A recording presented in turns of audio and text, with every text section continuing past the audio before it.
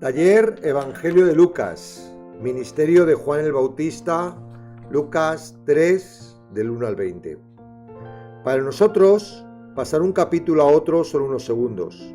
La historia que Lucas nos muestra transcurrieron 18 años. Seguramente que Juan el Bautista, el cual ocupa este capítulo, habría perdido a sus padres, ya que eran ya mayores cuando lo tuvieron.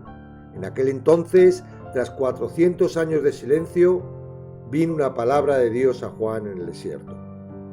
No importa lo que tengamos que esperar, no son nuestros tiempos, sino los de Dios, ni el lugar en el que estemos, en el desierto, en la dificultad, en la soledad, o quizás en el desconocimiento de la revelación de Dios. No hay más sequedad que no escuchar a Dios. Lucas no dice que Dios le dijo, pero sí lo que Juan hizo. Empezó a recorrer la región continua al Jordán, predicando el bautismo del arrepentimiento para perdón de pecados. Juan tenía dos tareas: preparar al pueblo para el Mesías y presentar al Mesías al pueblo. Sin embargo, Dios no le envía a Jerusalén ni al templo, sino a sitios áridos. Creo que sería porque Dios no desea involucrarse en lo que hacemos en nuestra religión. El llamado es a que salgamos y lo hallemos fuera de nuestra comodidad y tradiciones. Algo nuevo va a pasar que no tiene nada que ver con lo que estamos viviendo. Fue en el desierto donde preparó al pueblo de Israel después de abandonar Egipto y antes de entrar en la tierra prometida. En esta ocasión, Dios volvía a exigir regresar al desierto otra vez, con el fin de mostrarles cómo ser limpiados y bautizados por Juan, con el fin de preparar sus corazones para recibir el reino del Mesías. En el mensaje de Juan vemos el orden en el que una persona puede recibir a Jesucristo. Primero arrepentimiento y después perdón de pecados. Los que ya hemos sido redimidos somos Juan. Se trata de nuestro llamado, preparar el camino para que las personas puedan conocer a Jesús, y en su mensaje vemos lo que debemos hacer. El bautismo de Juan no es el mismo bautizo que nosotros hacemos cuando queremos dar testimonio, ya que en ese momento Jesús no había sido crucificado. Tampoco limpiaba el pecado, puesto que no es posible mediante ningún rito. Los que se bautizaban reconocían su pecado y mostraban públicamente que no eran mejores que los gentiles. Lo que estaba sucediendo no es diferente a lo que ocurre en la actualidad. Muchos fariseos se bautizaban sin comprender que de nada sirve si no hay un arrepentimiento verdadero.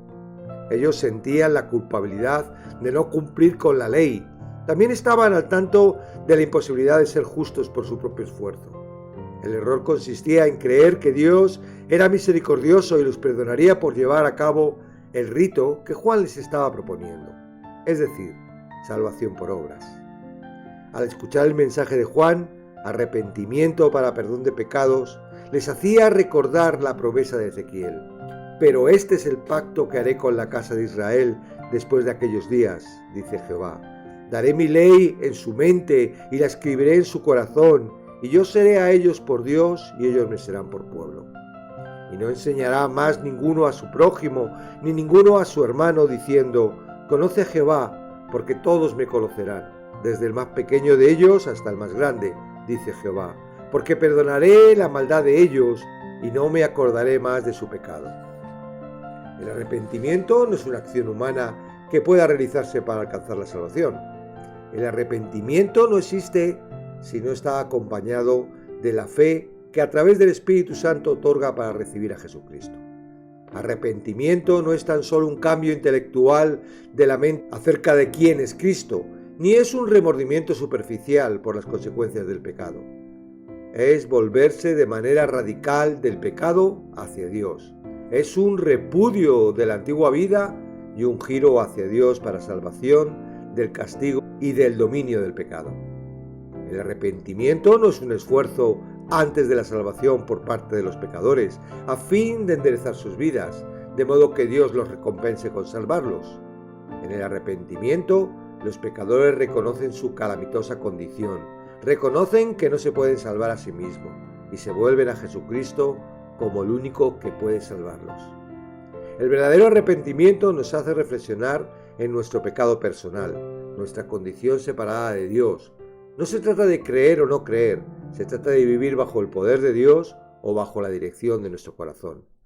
La profecía de Isaías nos muestra cómo el arrepentimiento nos prepara para recibir a Jesucristo. Voz de que clama en el desierto, preparad el camino del Señor, enderezad sus sendas. Todo valle se rellenará, y se bajará todo monte y collado. Los caminos torcidos serán enderezados, y los caminos ásperos allanados, y verá toda carne la salvación de Dios.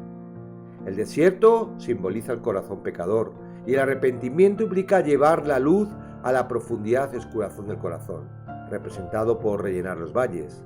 Bajar montes y collado está referido a humillar el orgullo humano. Los aspectos torcidos, engañosos, perversos y descarriados se deben enderezar, y todos los demás lugares ásperos en el corazón.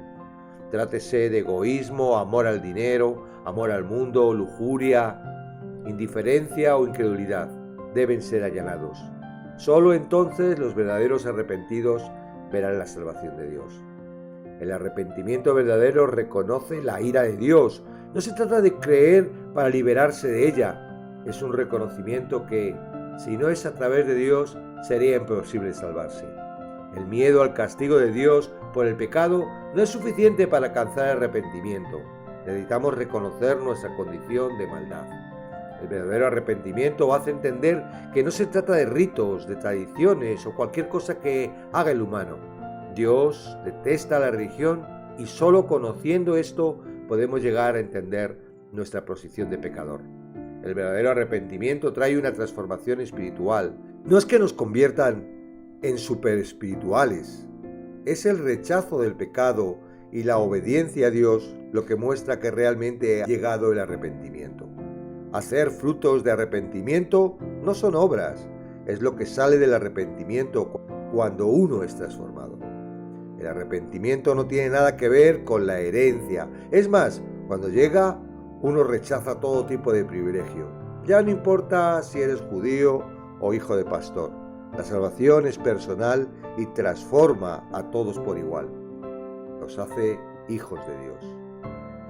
El resultado del auténtico arrepentimiento es que se acepta a Jesús como único Señor y Salvador.